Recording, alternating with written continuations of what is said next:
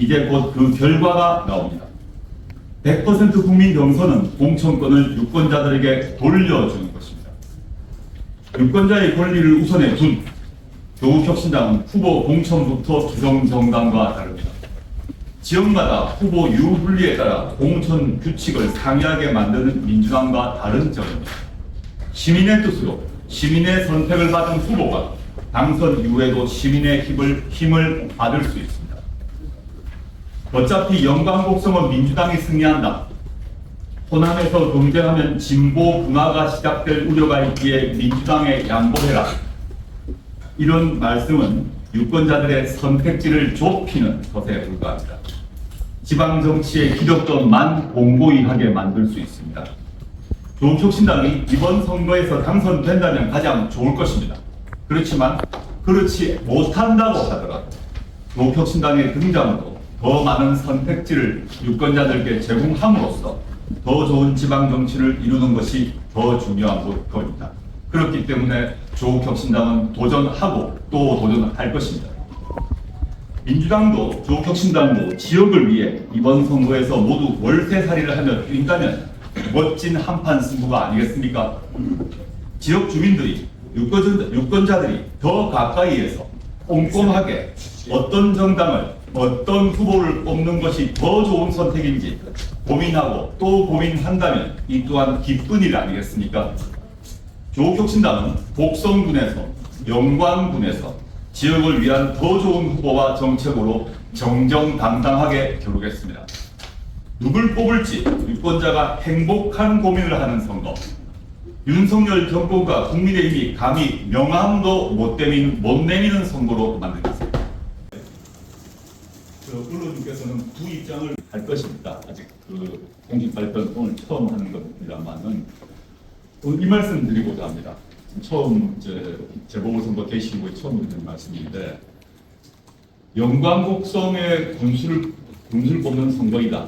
그런데 조국혁신당 국회의원 12명 모두가 영광과 곡성의 군수라는 마음으로 뛸 것이고 선거 이후에도 자신들이 영광 곡성의 군수라고 생각하고 지역 발전을 위해 노력할 것입니다. 저희는 12명의 군수가 될 것입니다. 조국혁신당 국회의원 12명은 영광, 곡성의 12명 다 각자가 군수가 될 것입니다. 그런 각오와 결의와 계획이 있다라고 그 말씀을 꼭 드리고 싶습니다. 지금 저희가 12명의 국회의원인데 12명 국회의원이 12명의 군수가 된다는 각오와 결의로 이번 선거를 이룰 것이고 그 뒤도 마찬가지라는 것입니다. 몸으로 뛰어들어서 변화를 만들려고 하는 것입니다. 저희의 10월 16일에 재보궐선거를 뛰어들었는데 이 변화가 어떤 결과를 낳을지는 모릅니다. 몇 석을 얻을지 모릅니다. 몇 퍼센트 얻을지 모릅니다. 그렇기 때문에 저희가 안 뛰어드느냐 그럴 생각 없습니다. 이번에 저희는 상당한 성과를 거둘 것이라고 생각합니다. 상당한 성과를 거두지 못하더라도 내년 4월에 있는 재보궐선거에 또 뛰어들 것입니다. 내년 4월 재보궐선거에 지금보다 이번 10월보다 더 많은 성과를 낼 것이라고 믿습니다. 그런데 그때 또 실패한다 할 수도 있습니다. 그러면 26년 6월에 또 뛰어들 것입니다. 변화를 만들 것입니다. 저는 교수 시절이나 지식인 시절에는 세상을 해석하거나 분석하는 것이 주요였는데 정치는 그것이 아니라고 생각합니다. 제 온몸을 던져서 창당을 하고 선거에 뛰어들어서 변화를 만들어냈고 정치 지형을 바꿨지 않습니까? 저는 중앙정치를 바꿨던 만큼 지방정치가 혁신되어야 한다고 확신하고 있습니다. 조국혁신당의 당세를 늘리겠다는 차원이 아닙니다. 또 호남에서 무슨 자리를 얻겠다는 그런 차원이 아닙니다. 조국혁신당이 뛰어들 때 전 호남 정치가 혁신되고 활성화되고 궁극적으로 호남 유권자에게 무조건 유리하다 생각합니다.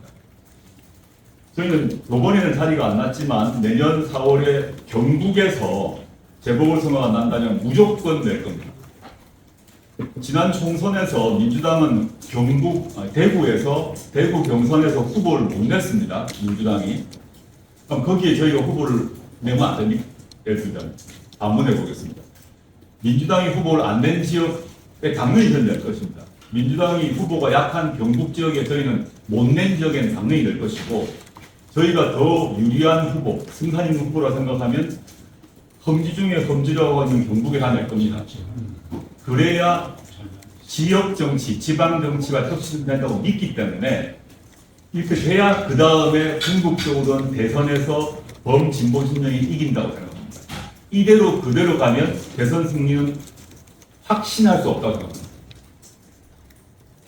이렇게 저희가 이번 재보궐선거에 들어가고 내년 4월 재보궐선거에 호남 플러스 경북 등에 뛰어들고 그래 또 26년에 뛰어들고 이렇게 해서 판 자체가 활성화될 때 경쟁을 통해서 활성화될 때 정권 교체가 되는 것이지 이대로 가만히 있으면 정권 교체가 된다. 저는 그렇게 생각하지 않습니다. 지난 총선에서 제가 감히 말씀드립니다.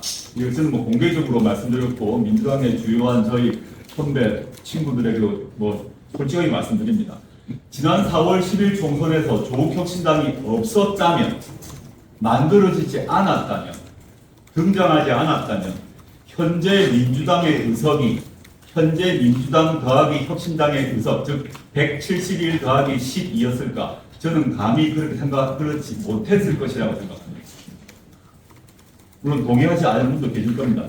조국혁신당이 없었더라도 민주당이 190석 얻었을 거 생각하는 분도 계실 건데 그건 뭐 판단의 자유, 해석의 자유라고 생각하고 저희는 다르게 판단합니다. 그렇기 때문에 지방선거도 뛰어드는 것입니다. 좋은 정책, 좋은 후보는 선거의 기본인 것 같고 조국혁신당이 민주당과 경쟁에서 낼 수 있는 승리 카드 전략 뭐가 있을까요? 정책 측면을 말씀하신다면 저희가 조만간 아주 곧인데요. 조만간 영광곡성 지역 맞춤형 공약을 발표를 할 것입니다. 그 맞춤형 정책을 보시면 민주당이 지금 제출한 지역발전 공약이 있는 것으로 알고 있습니다. 몇 가지. 그것과 어떤 차이가 있는지 확인할 수 있을 것 같습니다.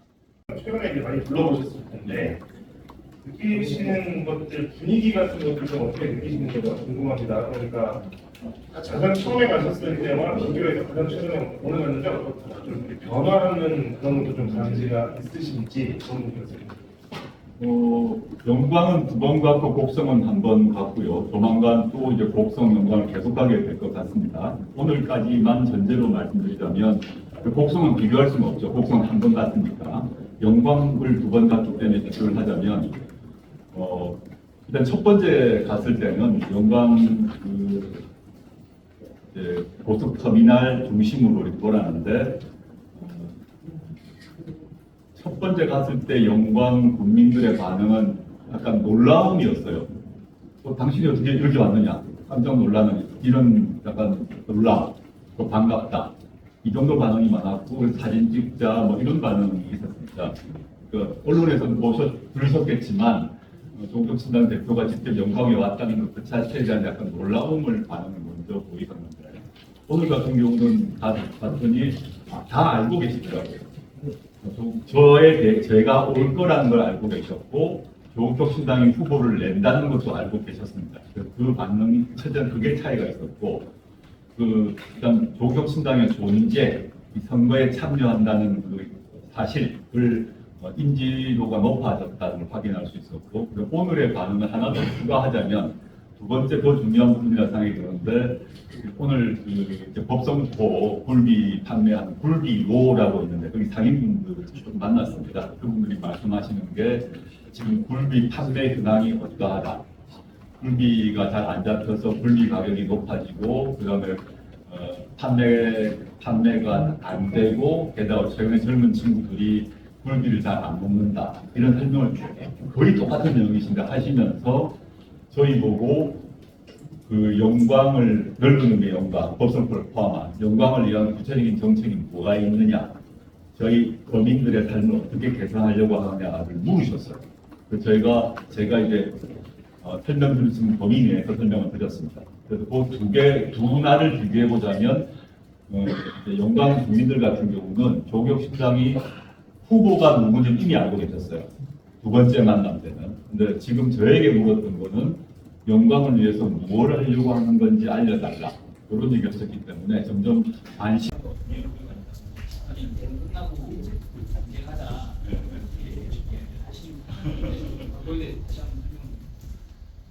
저 박지원 의원님하고 친합니다.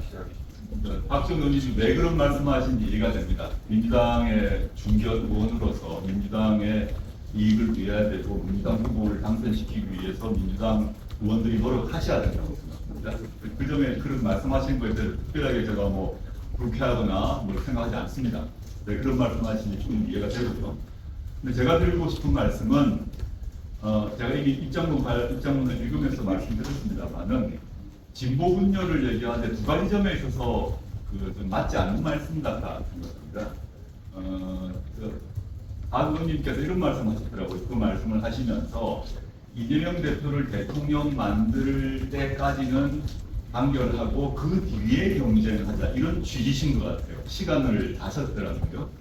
첫 번째, 영광곡성 선거는 이재명 대표가 후보가 아니고 대선이 아닙니다. 애초에 대선은 많이 남았어요. 제가 2월 13일 날 창당 선언할 때부터 지금까지 한 번의 변화도 없이 제가 강조했던 게 있습니다. 정권 교체를 위해서는 민주당을 포함한 야권과 일치하는 게 할 것이다. 그리고 정권 교체를 위해서 윤석열 정권 심판을 위해서 조국혁신당이 가장 앞장설 것이고 그 문제에 있어서는 어떠한 변화도 없다는 걸 강조되었기 때문에 대선 얘기를 이번 10월에 대입하는 것은 뭐 정확하지도 않고 또 옳지도 않다 생각합니다. 지금은 영광곡성의 어떠한 후보가 어떠한 정책이 필요한지를 가지고 후보와 정책으로 얘기를 하면 됩니다. 그리고 분열이라는 단어를 쓰셨는데 영광곡성 후보를 둘러싸고 민주당과 혁신당 후보 사이에 최종적으로 경쟁이 있겠죠. 그 경쟁을 분열이라고 말하는 것은 잘못이라고 생각합니다. 호남에서 민주당과 혁신당 후보가 경쟁하는 것이 분열인가? 저는 아니라고 생각합니다.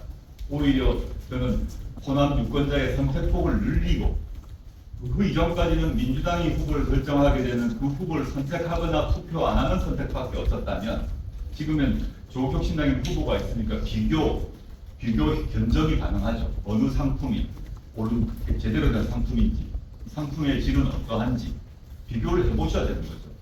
그래서 저희가 조국혁신당이 새로운 상품을 출시하는데 그 상품을 출시하지 말아라고 말씀하시는 것은 좀 곤란한 게 아닌가 생각을 하고 있는 분열이 아니라 정책 측면에서는 저희가 그런 이제 방전 현안 중에 지금 공무원 이전자 좀 잘못했어요. 광주 공무원 이전 관련해서 공무원요? 네, 시도 좀 갈등이 심화되고 있고 전남권은 지금 의대 출하고 동북권 서북권 갈등이 커지고 있거든요. 혹시 대표님 견해가 있으면 말씀드립니다. 그 이슈가 어떤 건지는 알고 있습니다. 근데 국립병원 같은 경우 목포하고 순천 사이의 경쟁이 치열하지 않습니까? 소지역 감정도 생겼다고 제가 알고 있습니다. 그다음에 이제 공공항 문제도 광주시 내에서도 의견들이 갈리는 걸 알고 있는데요. 저는 그 문제를 제가 지금 섣불리 이렇게 됐다 말씀할 수 없다고 생각하고 광주 같은 경우 광주시장님, 전남도 같은 경우 도지사님 이 중심이 돼서 얘기를 해야 된다고 봅니다. 제가 지금 그 문제를 섣불리 뭐다고 말씀하기는 조심스럽습니다. 이제 여론조사 실시했었는데 네. 네, 생각보다 좀 혁신당을 좀 지지하겠다고 하는 결과가 생각보다 좀 차이가 많이 나서 이제 민주당이 한 70%고 혁신당이 한 10% 정도였는데 그런 결과에 대해서 좀 어떻게 생각하시는지 한마디로 그리고 또 뭐 전략 같은 것들 말씀해 주셨는데 한 번 더 좀 어떻게 해보겠다라고 말씀해 주시는 것 같습니다. 그 총선 시기에 1인 2표를 가진 상태에서 당시의 여론조사, 당시의 정확히는 조국혁신당의 득표율과 총선 이후에 1인 1표 또는 1인 1응답을 전제로 하는 여론조사는 다를 수밖에 없죠. 그래서 전국적으로 보더라도 조국혁신당이 총선 이후에 좀 평균적으로 보게 되면 저희가 보니까 한 10에서 한 12% 정도를 유지하고 있는 것 같고 민주당이 한 30% 초반대를 유지하고 있는 것 같습니다. 이건 자연스러운 거 아니겠습니까? 그것은 문보에서 조사를 꼼꼼히 검토해보지 못했습니다. 대략적인 결과는 봤는데 뭐 전체적으로 봐서 큰 새로운 현상은 아니라고 생각합니다. 큰 지역 정책이나 공약을 본 적이 없거든요. 네네. 그러면 또 물론 이제 민주당은 경쟁 구도에서 선택지 만드는 건 좋지만 그리고 나서 조국혁신당을 선택했을 경우 구체적으로 어떤 정책들을 호남이 아니더라도 지역을 위해서 어떤 정책들을 기대할 수 있습니까? 저희가 이제 선거 4월 10일 선거하고 몇 달 안 됐지 않습니까? 그 사이에 저희 역량이 부족하다 보니까 지금 말씀하신 대로 지역 공약 개발보다는 예컨대 검찰 개혁이라거나 뭐 세금 문제라거나 이 문제 집중해왔던 것이 사실입니다. 즉 여의도에서 저희가 공약을 개발하고 전국 대상 공약 정책들을 실천하기 노력해왔고요. 그런데 저는 정당이 정책이 개발되는 건 선거를 통해서 개발된다고 봅니다. 저희가 지역 정책 많이 얘기해 왔습니다. 사실 찾아보시면. 근데 보도가 잘 안 됩니다. 그래서 이번 선거에 끼어드는 여러 가지 이유 중에 하나도 저희의 지역 개발 정책이 뭔지를 영광곡성 선거를 통해서 전면적으로 알리기 위함이기도 합니다. 저희가 뭐 기자분들께 왜 우리가 있는 공약 못 봤냐 이런 얘기를 하는 게 아니라 저희의 수많은 공약 중에 하나로 존재하고 있다. 그렇지만 저희가 집중했던 것은 검찰 개혁 문제라거나 뭐 국정농단 문제라거나 이 문제에 집중해왔던 건 사실이라는 겁니다. 근데 선거를 계기로 저희의 지역 개발 정책, 지역 균형 발전 정책, 그와 관련된 세금 정책, 제가 2월 13일 이후부터 계속 반복했던 것 중에 종부세 폐지 또는 완화 반대를 일관되게 얘기해왔고, 과거 선거 시기에 제 기억에 여기서도 이 기자간담회 자리에서 얘기를 했던 것 같은데요. 국민의힘은 말 것도 없다. 그건 패자자 보니까요. 근데 민주당도 종부세를 폐지는 하지 않지만 대폭 완화하겠다는 얘기를 지난 총선 시기에 얘기해봤지 않습니까? 지금도 얘기를 하고 있고, 저는 2월 13일 이후부터 절대 안 된다고 얘기를 해왔고, 총선 이후에도 안 된다고 말해왔습니다. 왜냐?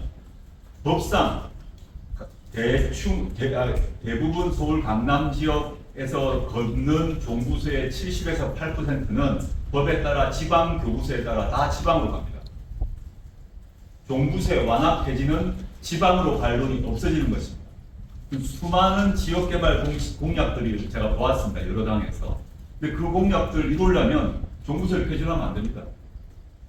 근데 그 얘기를 계속 총선 기간 얘기했습니다. 지역에 가서. 뭐 제가 KBC에서 했고 광주 방송, 광주 KBS, 광주 MBC 등등 인터뷰에서 아마 수시로 아주 많이 했던 걸로 기억하는데, 이 종부세 정책이 중앙 정책이 아니다. 종부세 공약은 지역 공약이라는 얘기가 계속 반복됐어요. 이 돈 없어지게 되면 어떤 식으로 지금 광주시에 얼마가 내려오는지, 특히 광주보다 전남 지역이 엄청난 타격을 받습니다. 전남에서 어떤 정책을 개발하겠다고, 어떤 공약을 실현하겠다고 말하고 있습니다. 여러 정당이. 그거 공약이 실현하려면 종부세 폐지하고 어떻게 그 공약을 실현하나요? 그 답을 물어보십시오. 선배 그 방송 언론